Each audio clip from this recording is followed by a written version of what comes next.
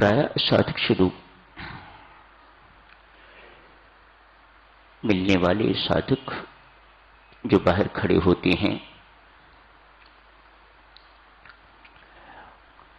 यदि उनसे पूछा जाए कि क्या काम है, क्यों मिलना है, तो बतलाने से कतराते हैं। Who are you to ask.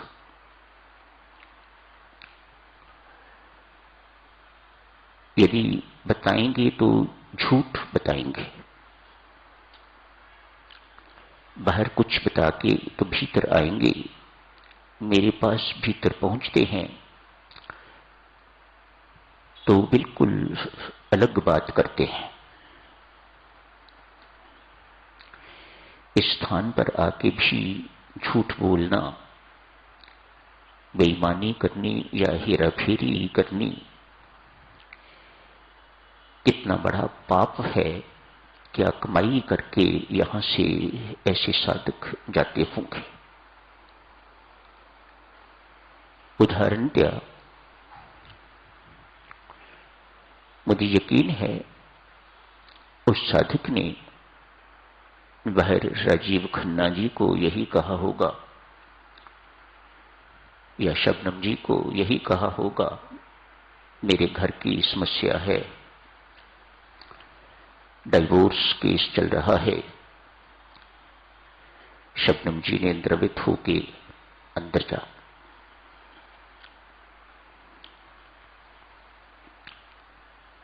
Rajiv जी भी, उनको भी लगा होगा कोई दुखी है, अंदर जाना चाहिए। जैसे कोई अंदर दुख निवारण केंद्र बना हुआ है। मेरे पास पहुंच के क्या कहते हैं, क्या मेरे जीवन में ऐसा अवसर आएगा जब मैं तेरे पांव दबा सकूंगा। कि भाई इतनी सी बात के लिए ही आप भीतर आए हो। क्या कहे व्यक्ति ऐसे साधकों को, कितना समय बर्बाद होता है इन सब बातों में। मेरा समय तो जो है सो है ही, लेकिन साधक अपना कितना समय बर्बाद करते हैं। कल चर्चा चल रही थी, प्रभु राम के सिर के ऊपर पहाड़ जैसा संकट आना पड़ा है, डगमगाए नहीं, डोले नहीं। आज भी अंतिम पृष्ठों में आपने पढ़ा, संकट संकुल वन में जाना था लेकिन कोई खेद नहीं है। राजा दशरथ रो रहे हैं, बिलख रहे हैं, सारे अयोध्यावासी रो रहे हैं। वहां का वातावरण रुदन वातावरण है, राम हर्षित शांत। परमात्मा कहते हैं, हर्ष अमर्ष निंदा स्तुति सुख दुख में जो शांत रहता है वह मोक्ष का अधिकारी बन जाता है। गीता जी के बलाढ्य शब्द। अविचल रहने वाला व्यक्ति, शांत रहने वाला व्यक्ति, न डामाडोल होने वाला, न डगबगाने वाला व्यक्ति मुक्ति का अधिकारी हो जाता है।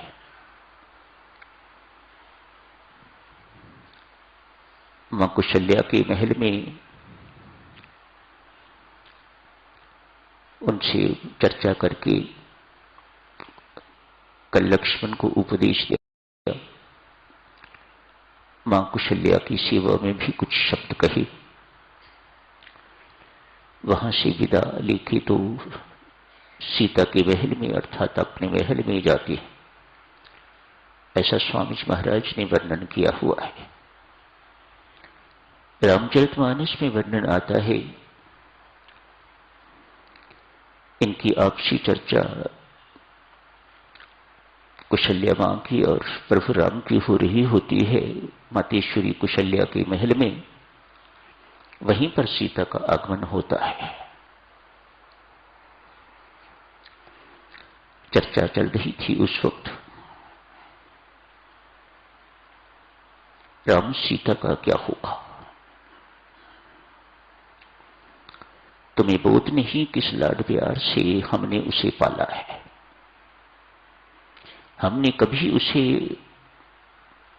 उसके पांव कभी जमीन पर नहीं रखने दिए। दीपक की बत्ती बुझने वाली होती, सीता वहां होती तो हमने कभी उसे ये नहीं कहा कि सीते जानकी इस बत्ती को बुझा दे, शांत कर दे। हमने इतना भी कष्ट कभी उसे नहीं दिया। मैं उसे जंगल में नहीं जाने दूंगी।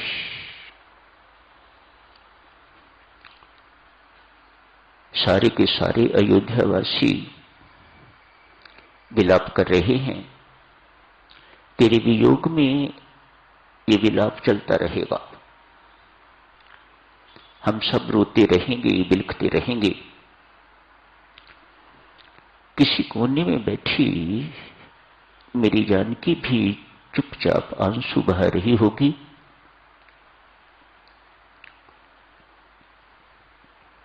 पूछने की हिम्मत तो नहीं, लेकिन यदि मैंने पूछ लिया, बिटिया क्यों रो रही है, स्वयं भी मां रो रही होगी, लेकिन इस वक्त कह रही हैं, मैं जब सीता को पूछूंगी बिटिया क्यों रो रही है, और जब जानकी मुझसे कहेगी मां अभी कितने वर्ष बाकी रह गए,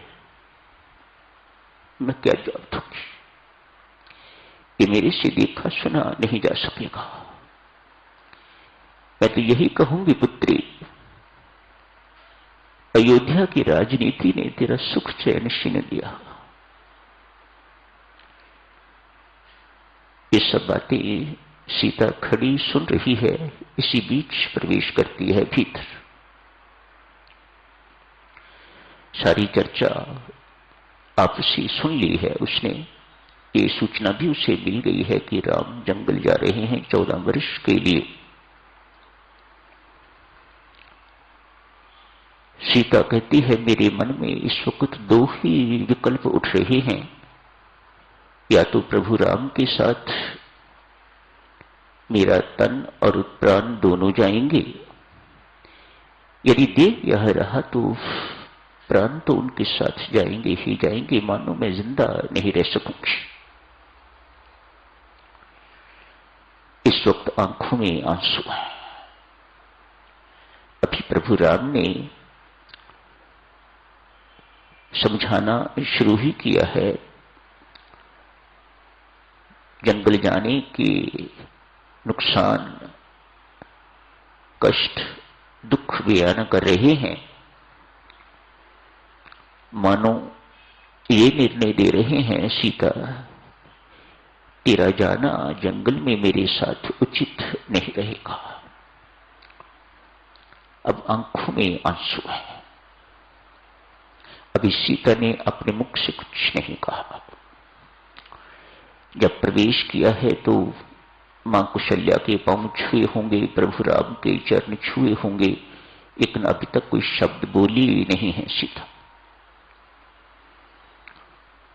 आंखों में आंसू हैं तो मां कुशल्या से कहती हैं मातेश्वरी ये आंसू इसलिए नहीं कि राम जंगल में जाएंगे और मुझे वियोग सहना पड़ेगा, ये आंसू इसलिए नहीं।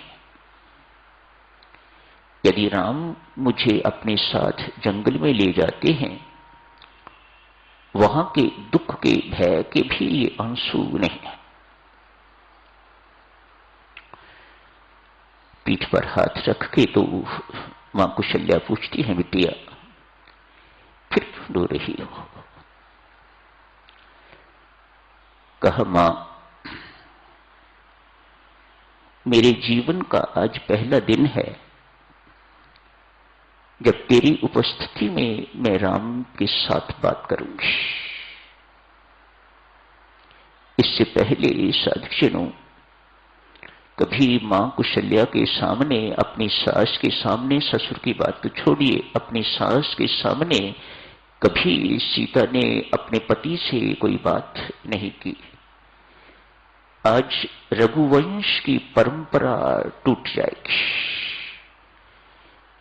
किस ऊंचाई में श्री रामायण जी जिए हैं,